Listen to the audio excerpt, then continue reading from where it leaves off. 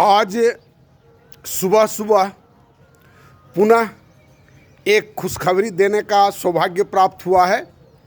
जो नियमित रूप से देखते हैं मेरा वीडियो, उनको पता होगा वो सौभाग्य क्या है।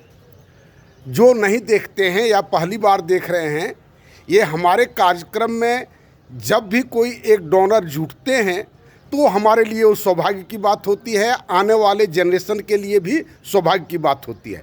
यही सौभाग्य की बात है।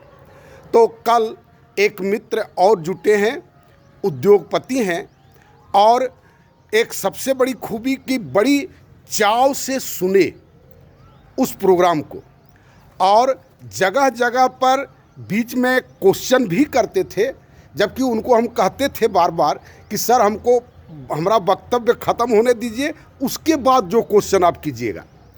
वक्तव्य ख़त्म हुआ, उनके पास कोई क्वेश्चन नहीं था। ये अक्सर हमें देखते हैं, ये जो प्रोग्राम बनाना शुरू किए कुछ दूर तक सुनते हैं, इसके बाद फंड कहाँ से आएगा, लोगों में सहमति हो पाएगी नहीं हो पाएगी। तो सब लोग क्या सोचता है कि रसगुल्ला के दुकान में जाकर के 10 रुपया देंगे, एक पीस रसगुल्ला लेकर के खा लिए, पानी पी लिए। ऐसा सामाजिक संरचना थोड़ा ही बनता है। और इतना बड़ा जो विपत्ति अभी समाज के सामने खड़ा हुआ है, एक दिन का खड़ा हुआ किया हुआ नहीं है, ये वर्षों में किया गया खड़ा हुआ। और लोग चाहते हैं कि तुरंत मिनटों में हमारा समाधान हो जाए। नहीं होता है, लेकिन वो बात अंत में वो एक्सेप्ट किए कि हाँ सही बात है, प्रयास तो करना ही है और जैसे भी हो। तो और इस तरह से आज हमारे पास 92 का स्कोर है।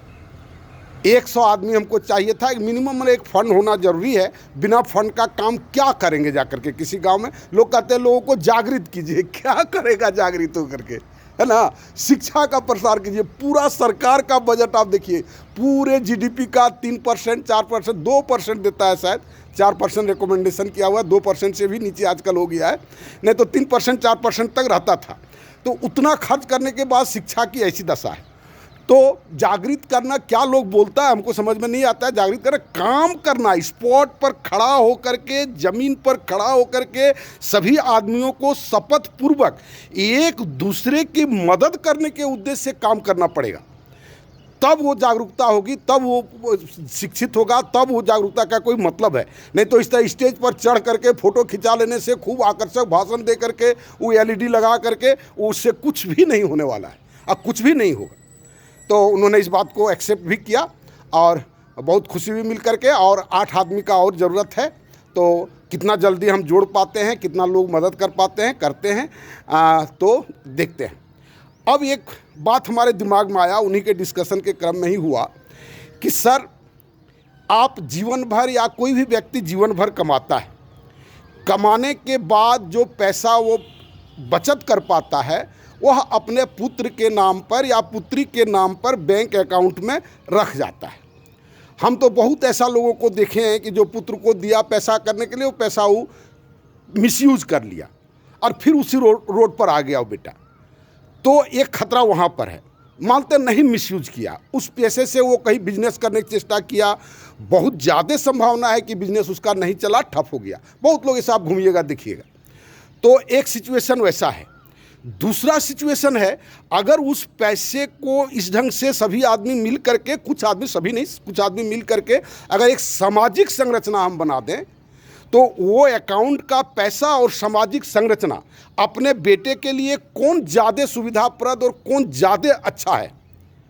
उन्होंने कहा सर अगर सामाजिक संरचना वैसा बन जाए तो सामाजिक संरचना कई गुना ज़्यादा है, उसमें जीने में सुविधा होगी। उन्होंने ये बात एक्सेप्ट किया। अब मैं भी कहता हूँ, आप भी सोच करके आप देखेंगे, सबके पास एक्स्ट्रा पैसा नहीं है, लेकिन बहुतों के पास है।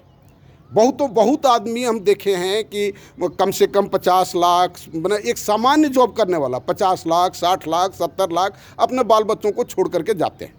हम बहुत लोगों से मिले और कहे सर जितना पैसा बच्चों के लिए छोड़ के जाएंगे, उसमें से अगर 10 लाख कम छोड़ करके आप जाएंगे तो क्या दिक्कत होगी, सो बताइए। तो कहे बात तो ठीक है। और उसी स्थिति में बहुत लोग तैयार हुए कि चलिए हम डोनेट करेंगे, अगर काम शुरू हो जाता है तो आप हमसे ले लीजिएगा करके।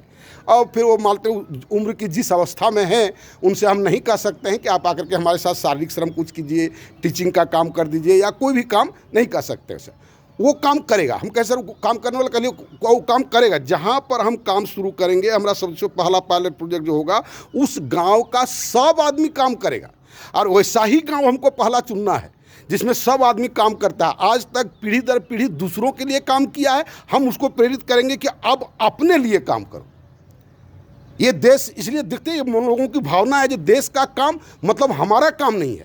हमारा काम, हम जो मजदूरी करने जाते हैं या हम जो जॉब करके पैसा पाते हैं वो हमारा काम है, बाकी और कोई काम हमारे लिए नहीं है। ये जो व्यक्तिगत और नेशन का वर्क में जो विभिन्नता पैदा हो गया है, ये सामाजिक संरचना के कारण ये भिन्नता पैदा हुआ है। और लोग जब देश की बात करते हैं तो बहुत लोग तो हंसते हैं।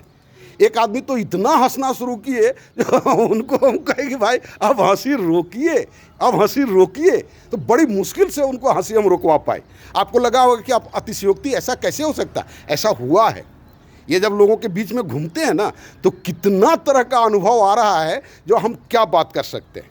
अगर जीवन का अंत समय तक में अगर मिलेगा फुर्सत तो लिख करके जाएंगे, है ना, लिख करके जाएंगे, एक किताब लिख करके जाएंगे। तो इन सब बातों को जो हम कहें और इन सब बातों को आप सोचिए, आप भी सोचिए।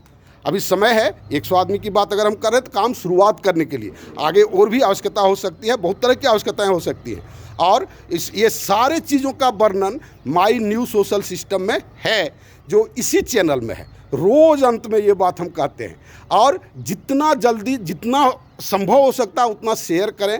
अगर कुछ उसमें कमेंट लिख सकते हैं तो कमेंट भी लिखिए। कमेंट लिखने से बार बार ये बात हम कहते हैं कि रीच बढ़ता है, जितना रीच बढ़ेगा उतना लोगों के बीच में आएगा, उसी मानसिकता बनेगी। और जितना जल्दी हो मेरे साथ आप जुटने का प्रयास करें। धन्यवाद।